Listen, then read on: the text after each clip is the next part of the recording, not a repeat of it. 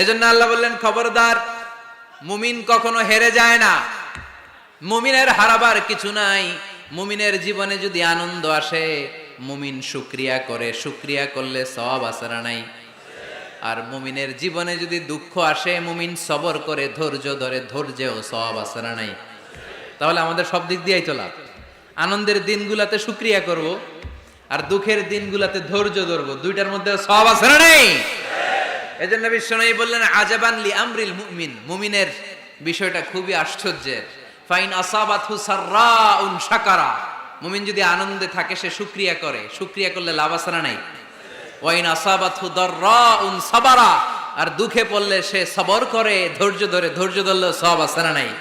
তার মানে আমাদের হারাবার কিছু আছে? আমাদের জীবনে যদি দুঃখ কষ্ট আসে, আমরা ধৈর্য ধরবো, তাওয়াক্কুল করবো একজনের উপর, তিনি কে? কারণ আমরা বিশ্বাস করি কষ্টের দিন এটা চিরকালের জন্য নয়, সামনে আনন্দের দিন আমাদের জন্য সেট করে রেখেছে কে?